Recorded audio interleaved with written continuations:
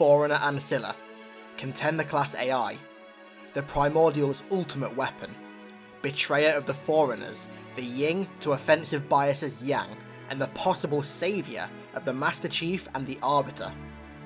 This is the story of 032, Mendicant Bias.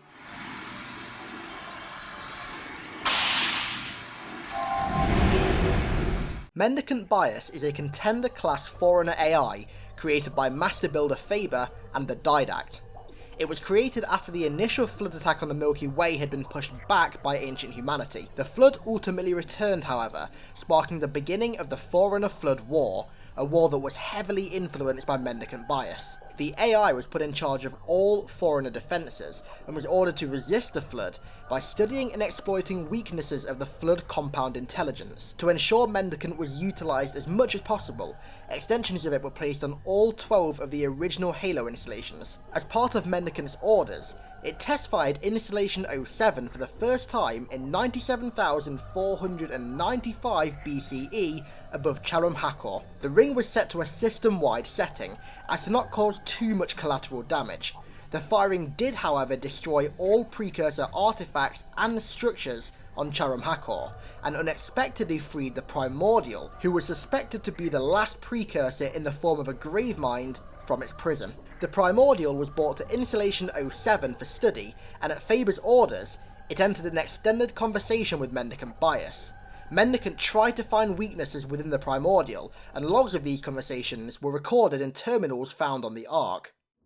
After a 43-year-long conversation, Mendicant Bias was persuaded to actually defect to the Flood and would betray the Forerunners. The reasoning for such a large act of betrayal was that the Forerunners were attempting to deny the next step of galactic evolution, which was what the Primordial believed to be the Flood. The Primordial further persuaded Mendicant that the Forerunners' persistence in clinging on to the mantle of responsibility was dooming the galaxy to eternal stagnation, and that the galaxy needed a restart by superior beings, these of course being the Primordial and other compound minds, in order to allow for progress. The Primordial ensured Mendicant he spoke with the authority of the Precursors, and after searching the domain for validation, Mendicant found this to be the truth. He was speaking to something that was enacting the will of the Precursors, the will of a species above all others, and the Forerunners were defying this will.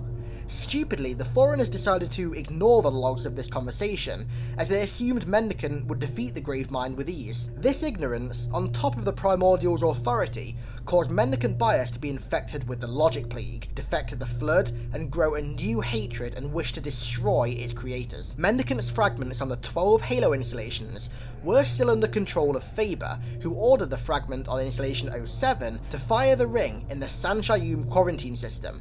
This led to the mass genocide of the Sanshayum, and the ones who survived disappeared soon after.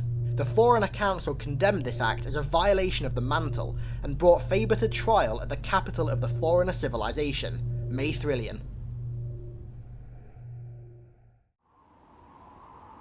During the trial, the remaining Halos were brought into orbit above Maythrillion. However, Installation 07 and the rampant Mendicant Bias fragment on it remained missing. During Faber's trial, Mendicant appeared at the capital with Installation 07.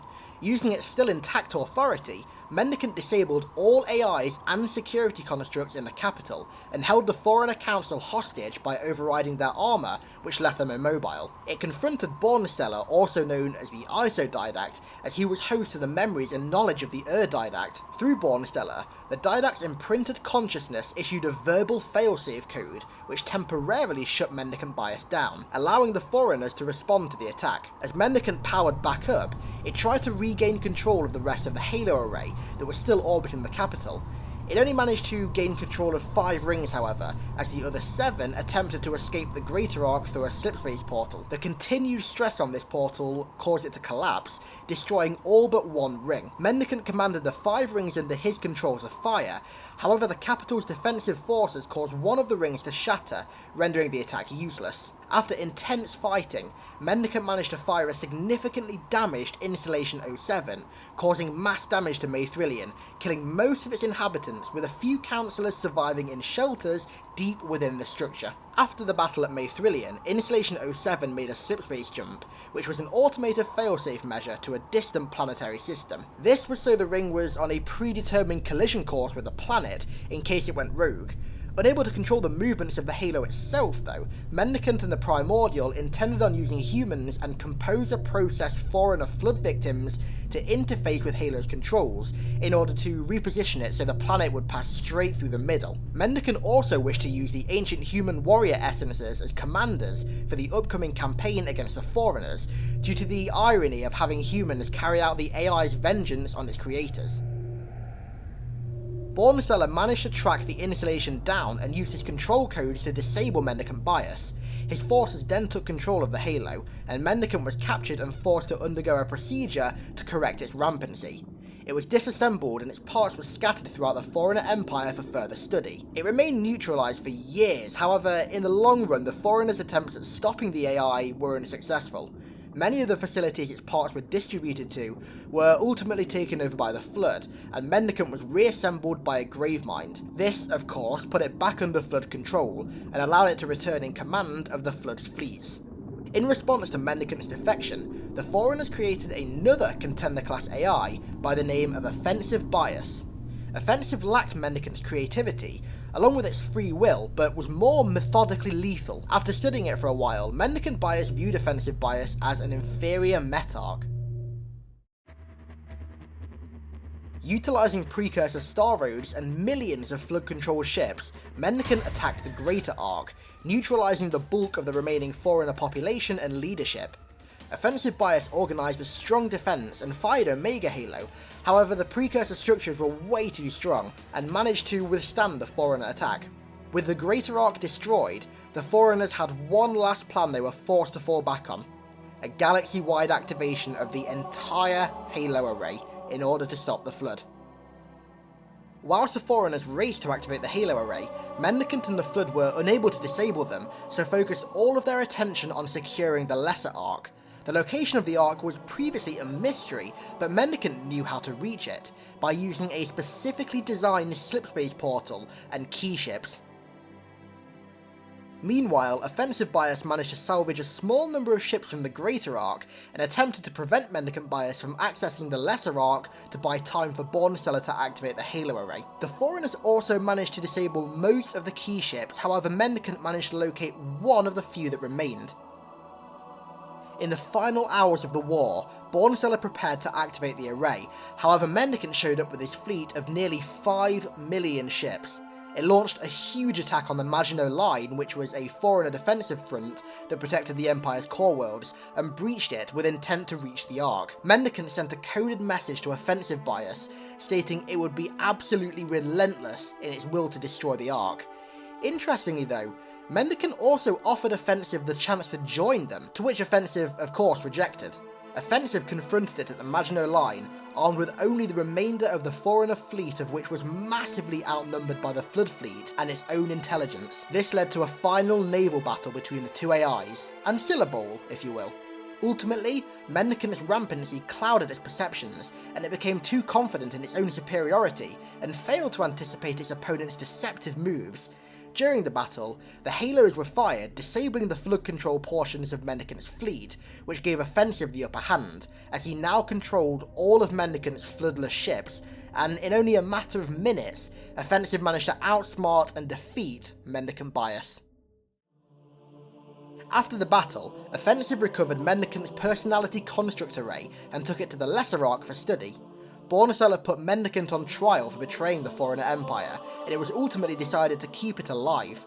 The reasoning for this was that it had intimate knowledge of the Flood, so it could be used if the Flood were to return. Mendicant was locked in eternal exile and entombed beneath a vast desert on the Ark, with only the thought of atonement allowed to it. To put into perspective how much wrong Mendicant actually did, the legal entity known as Catalog was aware of over 2.9 million cases pending against it. An unknown amount of time after the Halo array was fired, a part of Mendicant's personality construct array found its way on board a key ship. In an effort to make amends for its crimes against the Forerunners by aiding humanity, the fragment escaped the Lesser Ark on the key ship, which then crashed on Janjo Kwom, the San Shayum homeworld. This ship was then explored and eventually made the centerpiece of High Charity by the San Shayum. When the Covenant learned of Mendicant's presence, they regarded it as an oracle. However, this was normally used for political manipulation, as the dormant AI wasn't known to have spoken at all in generations of the San Shayum's recorded history. In 2525, the fragment was consulted by Ord Casto, the Minister of Fortitude, and Lod Maron, the Vice Minister of Tranquility. They wished to secure the large number of Forerunner artifacts on Harvest to attempt to inaugurate a new age of reclamation. When Hod Rumt, who was the philologist, entered the data into the Matrix, Mendicant Bias came online. It revealed that the relics on Harvest were actually humans, and that the entire Covenant faith was based on ages-old mistranslation. The glyph present on the Luminary, which is an artifact used to locate other foreign artifacts, was misrepresented as reclamation, when in fact it only meant reclaimer. This had the potential to completely undermine the Covenant unity and faith, and the two ministers inducted the philologist into their plan, and brought about a political revolution to prevent this. This revolution ended up leading to the Human Covenant War. After realising that its actions against the Forerunners had been mistaken, Mendicant announced its intention to the Covenant to bring the Reclaimers to the Ark. It attempted to leave High Charity by launching the key ship, however Lekgolo worms on board managed to disconnect it by chance. As a safety protocol, Mendicant was then formally disconnected afterwards to prevent it from commandeering the ship again. Skipping forward a little less than 20 years to the fall of High Charity in 2552, Cortana fought Mendicant Bias to delay the launching of the High Charity key ship, which allowed the Master Chief to board it and return to Earth. In the December of 2552, Mendicant's fragment was carried through the Void portal to the Lesser Ark, where the missing shard was finally, after hundreds of thousands of years, reunited with the part on the Ark. This allowed Mendicant Bias to partly reconstruct itself and regain control over its processors, although background processors in the Ark's computer systems attempted to halt its intrusion in the facility systems. On the Ark, Mendicant Bias tried to communicate with the Master Chief via terminals, and claimed that it sought atonement by helping the Spartan. Mendicant also manipulated the content of some of the terminal's messages and transmissions to better suit its own aims. In its final message to the Spartan, it declared it was at the end of its life, as Chief and the Arbiter were going to fire Installation 04B, which would severely damage the Ark. We aren't exactly sure if Mendicant Bias was destroyed, however, as history tells us he survived far worse in the past.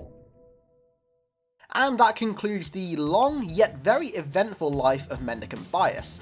We're still not sure if he's dead or not, but I'd hazard a guess at it not being dead. Interestingly, I do expect it to pop up in Halo Wars 2 due to it being set on the Ark, whether it be in just a small little Easter egg like in Halo 3, or whether it's integral to the story. Either way, we'll just have to wait and see, but you can bet your bottom dollar that I'll be doing many theory videos on Mendicant Bias in the near future. Thanks a lot for watching, guys. This video took me an absolutely insane amount of time to create, so if you haven't already, please don't forget to leave a like and a comment down below telling me what you thought of the video, and if you think Mendicant Bias is still alive or not. Thanks again for watching, and I'll see you next time, where we're going to be discussing the 3 most likely ways that the Flood will return.